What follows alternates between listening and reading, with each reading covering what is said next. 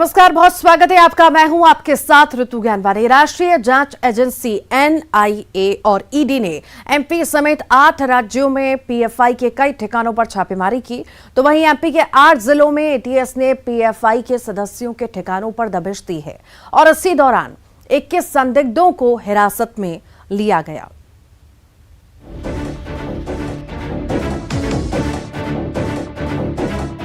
ATS ने सोमवार रात भोपाल, उज्जैन, इंदौर सहित 8 जिलों में पीएफआई सदस्यों के ठिकानों पर रेड की। जांच एजेंसी ने 21 संदिग्धों को हिरासत में लिया है। एटीएस को इन संदिग्धों की जानकारी पूर्व में पकड़े गए 4 आरोपियों की पूछताछ में मिली थी। एटीएस नीमच, शाजापुर, श्योपुर और गुना में भी कार्रवाई कर रही है। एटीएस की टीम ने इंदौर से 3 संदिग्धों को पकड़ा है। भोपाल से भी एक की गिरफ्तारी हुई। पीएफआई का पाकिस्तान कनेक्शन भी मिला है। वहीं भोपाल में पीएफआई के एसडीपीआई ऑफिस में जिहादी मीटिंग होती थी। एनआईए ने इंदौर से अब्दुल खालिद को पकड़ा था। उसके मोबाइल से करीब 50 से ज़्यादा जो नंबर मिले हैं वो पाकिस्तान के नंबर है। इसके अलावा अब्दुल खालिद का जो भाई है मोहम्मद महमूद, उसकी भी कहीं ना कहीं भूमिका सामने आई। बताया जा रहा है कि खालिद का भाई जो है वो 6 बार जो है वो पाकिस्तान गया था। 2 महीने पहले ही ये ऑफिस खुला है। स्थानीय लोगों के मुताबिक 20 लोग एक साथ यहाँ मीटिंग करते थे। उन्होंने इस दफ्तर को किराए पर लिया है। बाहरी हिस्से में सीसीटीवी भी लगाए गए हैं। इसे राजनीतिक पार्टी का दफ्तर बताया जाता था। आज हुई रेड में भोपाल के इसी बिल्डिंग से जो है एक शख्स को गिरफ्तार किया गया है। अपनी कस्टडी में लेकर लगातार पूछताछ की जा रही है। पीएफआई का ये एसडीपीआई जो social democratic party of India के नाम से ये प्रदेश कार्यालय यहाँ पे, जहाँ पे युवाओं को जोड़ने का काम एसडीपीआई में किया जाता था। और बताया जा रहा है कि यहाँ पे मीटिंग भी होती थी बाकायदा। करीब 2 महीने से यहाँ पे लगातार गतिविधियाँ देखी जा रही थी। गृहमंत्री अमित शाह के मुताबिक पीएफआई के एमपी के 8 जिलों के अंदर 21 लोगों को पूछताछ के लिए हिरासत में लिया गया। लैपटॉप, कंप्यूटर, मोबाइल जब्त किए गए हैं। 3 लोग इंदौर के, एक व्यक्ति उज्जैन के जो पकड़े गए थे, उनसे पूछताछ में इनके जो फाइनेंसर थे, सपोर्टर थे, पदाधिकारी थे, ऐसे 21 नाम निकल के आए थे। ऐसे 8 जिलों के अंदर मध्य प्रदेश के 21 लोगों को मध्य प्रदेश की पुलिस के द्वारा पूछताछ के लिए हिरासत में लिया गया। इनके लैपटॉप, कंप्यूटर और मोबाइल वगैरह सभी जब्त किए। गृहमंत्री अमित शाह ने कहा है कि आगे पूछताछ में जो भी कनेक्शन निकलकर सामने आएगा वे सब पकड़े जाएंगे। ज्यादा जानकारी के लिए शैलेंद्र भदौरिया हमारे साथ जुड़ गए हैं। शैलेंद्र, पीएफआई पर एक और अटैक, आखिर क्या ज्यादा जानकारी इस मामले में मिल पा रही है? पाकिस्तान से भी जुड़े तार बताए जा रहे हैं। देखिए, बिल्कुल टेरर फंडिंग को लेकर जिस तरीके से कुछ दिन पहले ही मध्य प्रदेश सहित देश के लगभग 13 राज्यों में छापेमार कार्रवाई की गई थी और उस दौरान भी मध्य प्रदेश से लगभग 4 लोगों को गिरफ्तार किया गया था। इनकी गिरफ्तारी भोपाल, इंदौर और उज्जैन के इलाकों से हुई थी और इन लोगों से जब एटीएस ने पूछताछ की या एनआईए ने जब इनसे पूछताछ की तो कई अन्य महत्वपूर्ण जो सुराग हैं वो जांच एजेंसी को मिले थे और उसी के आधार पर एक बार फिर मध्य प्रदेश सहित कई राज्यों में दोबारा से छापेमार कार्रवाई की गई। उसी कड़ी में मध्य प्रदेश के 8 जिलों से 21 लोगों को हिरासत में लिया गया। ये वही लोग हैं जिनके बारे में पूर्व में जो आरोपी गिरफ्तार हुए हैं इनके बारे में ये बताया गया था कि ये किस तरीके से इस पूरे जो नेक्सस है उसमें किस तरीके से ये लोग सक्रिय थे।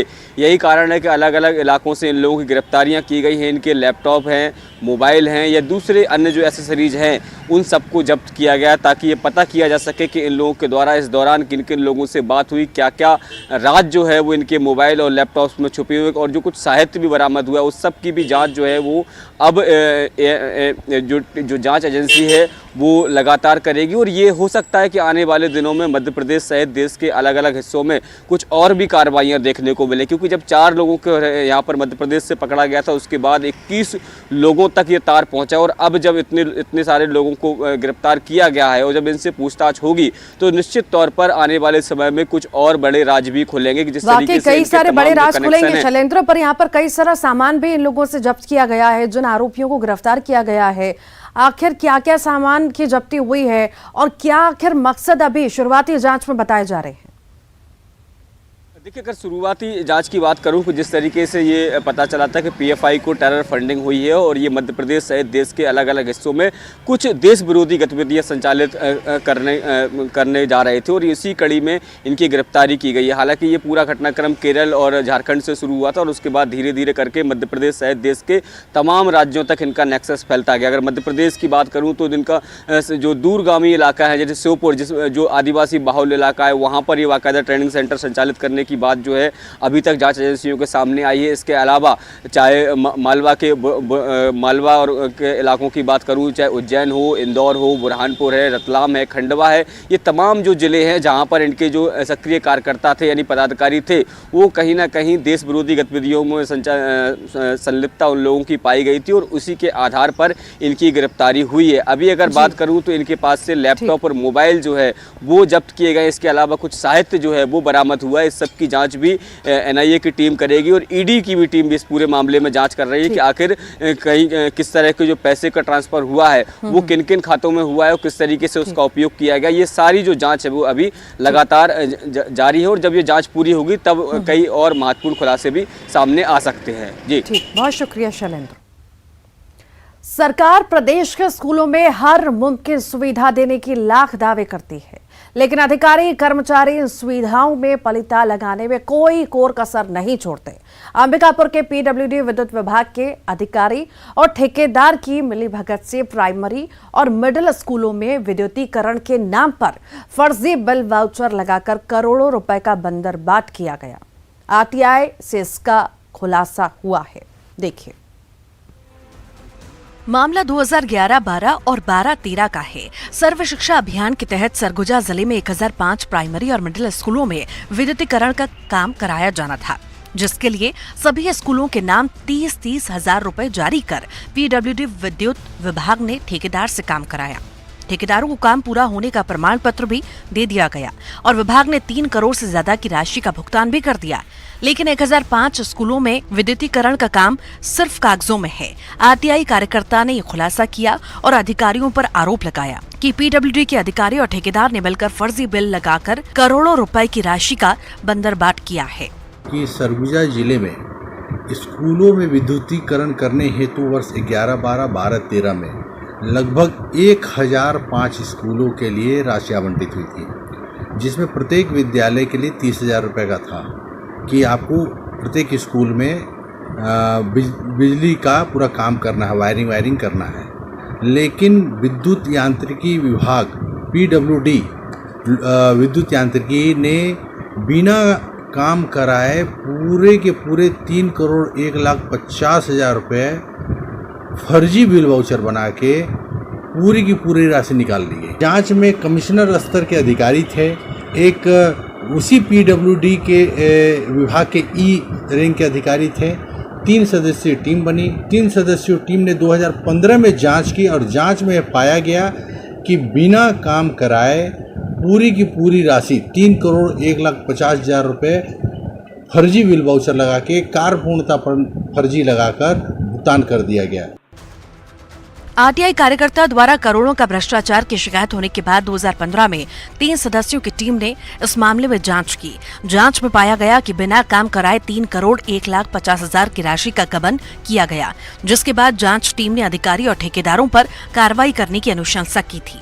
लेकिन अब तक आरोपियों के खिलाफ कार्रवाई नहीं होने पर आरटीआई कार्यकर्ता ने कोतवाली थाने में इनके खिलाफ एफआईआर दर्ज कराई है। पुलिस ने जांच कर दोषियों पर कार्रवाई करने की बात कही है।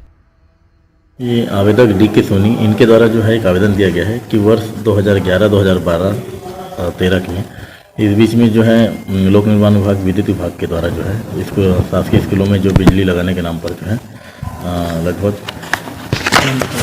3 करोड़ रुपए की धोखाधड़ी के संबंध में शिकायत किया गया है। जिस संबंध में शिकायत लिया गया है और जांच के लिए और क्या उसमें संबंधित विभाग को जो है पत्राचार किया गया है और उनके द्वारा क्या कार्रवाई की है, इस संबंध में रिपोर्ट आने के बाद आगे कार्रवाई की जाएगी।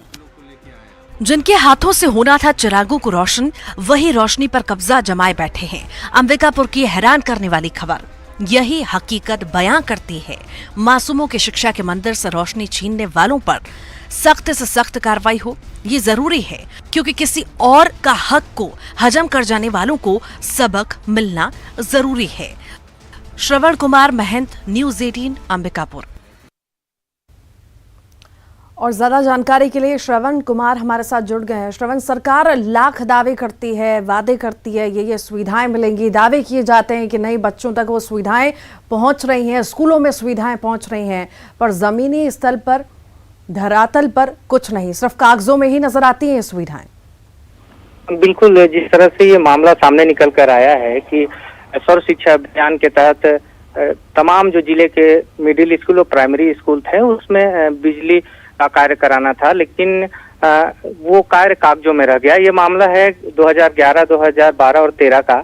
इसमें पीडब्ल्यूडी विद्युत विभाग के माध्यम से टेंडर द्वारा तमाम जो जिले के प्राइमरी और मिडिल स्कूल थे इसमें विद्युतीकरण का काम कराया जाना था, लेकिन जो ठेकेदार और अधिकारियों की मिलीभगत से ये जो है कागजों में रखकर रखे। इस चीज का खुलासा जो है 2015 में आरटीआई कार्यकर्ता के द्वारा निकाला गया और आरटीआई कार्यकर्ता के शिकायत के बाद वहां की जो टीम है, संभाग स्तरीय टीम, 3 सदस्यीय टीम बनी थी और 3 सदस्यीय टीम ने मौके पर जाके ये जांच किया था और ये पाया कि वहां जो है निर्माण कार्य हुआ ही नहीं है या वायरिंग का कार्य हुआ नहीं है, जिसको देखते हुए संबंधित दोषियों के ऊपर कार्रवाई करने की बात कही थी। लेकिन आज दिनांक तक जब इन दोषियों पर कार्रवाई नहीं हुई तो जो आरटीआई कार्यकर्ता थे वो कोतवाली थाना में पहुंचकर और उन तमाम जो अधिकारी ठेकेदार हैं उन पर कार्रवाई करने के लिए कोतवाली थाने में शिकायत की है। ठीक, बहुत शुक्रिया। और अब आपको भोपाल की एक खबर दिखाते हैं जिसको देख आप सोचने पर मजबूर हो जाएंगे, आपका दिल पसीज जाएगा। ये जुड़वा बच्चों के कत्ल की स्टोरी है। भोपाल में कुछ दिन पहले जुड़वा बच्चे लापता हो गए थे जिनका शव बरामद किया गया। पुलिस ने खुलासा करते हुए बताया कि इन जुड़वा बच्चों का कत्ल उनकी मां ने ही गला घोंटकर किया। वजह थी तंगहाली, ताने और कलह।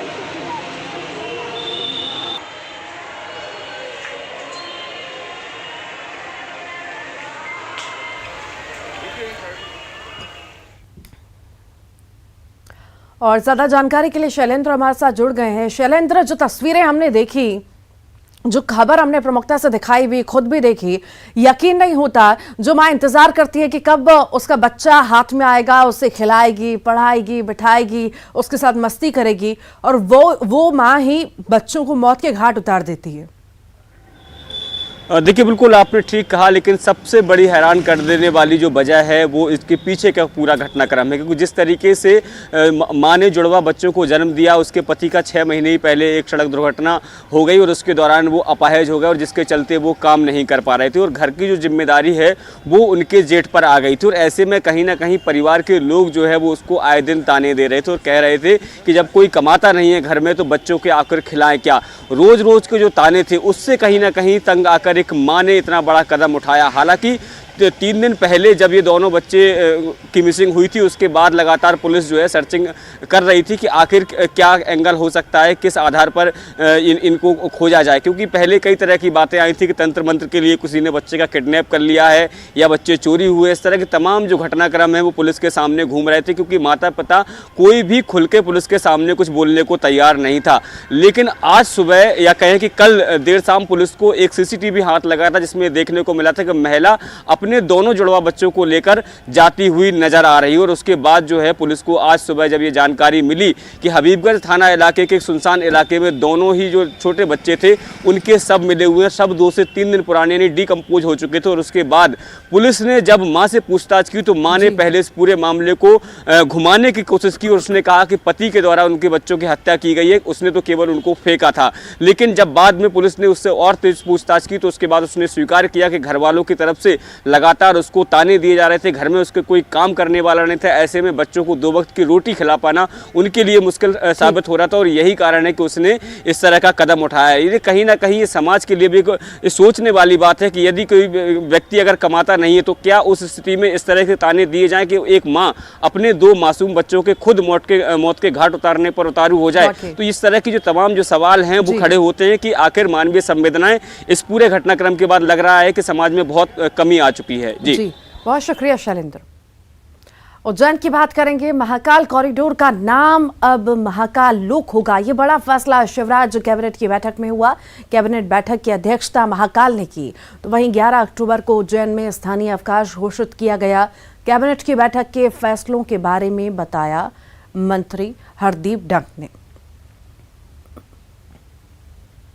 कैबिनेट की बैठक के बाद शिवराज सरकार के मंत्री महाकाल कॉरिडोर का अवलोकन कर रहे हैं। इस वक्त हमारे साथ मंत्री हरदीप सिंह डंग जी हैं, जो इस कॉरिडोर का जो अवलोकन है वो करने के लिए यहाँ पर आए हुए हैं। हरदीप सिंह डंग जी, क्या कैबिनेट की बैठक में तय हुआ और इसकी भव्यता तो हम तस्वीरों में देख ही रहे हैं। पहले तो मैं महाकाल के चरणों में नमन करते हुए आज जो कैबिनेट मीटिंग हुई है उसमें माननीय हमारे देश के प्रधानमंत्री नरेंद्र जी मोदी साहब 11 तारीख को जो आ रहे हैं उसके बारे में चर्चा की गई और सबसे बड़ी उपलब्धि यहाँ पर ये है कि महाकाल की इस नगरी में जय श्री महाकाल लोक इसका नामकरण जो किया गया है वो श्री महाकाल लोक के नाम से जाना जाएगा इसको पूरे परिसर को। और लगातार जो सुंदरता यहाँ देखने को मिल रही है उसमें माननीय मुख्यमंत्री शिवराज सिंह जी चौहान के माध्यम से जब 17 में इसका प्रस्ताव रखा गया था और कैबिनेट में लाया गया था और उसके बाद इसके टेंडर की प्रक्रिया हुई और बीच में कुछ गैप होने के कारण इसको पुनः करीब 600 करोड़ से ऊपर की राशि यहाँ पर सुंदरता को और इतिहास को बताने के लिए जो की गई है। आज यहाँ पर जो इतनी सुंदरता, यहाँ शिव पार्वती जी की मूर्ति जो दिख रही है, सुंदरता भोलेनाथ जी की दिख रही है, मार्बल का जो उपयोग किया गया है, भोलेनाथ यहाँ पर जो नंदी बाबा पर विराज रहे हैं और ऐसा दृश्य देखने के लिए आंखें जो तरस रही थी, आज मैं मानता हूँ कि वो आनंद यहाँ पर देखने को मिल रहा है। और जिस दिन यहाँ पर हमारे और इसी के साथ ही फिलहाल के लिए इतना ही।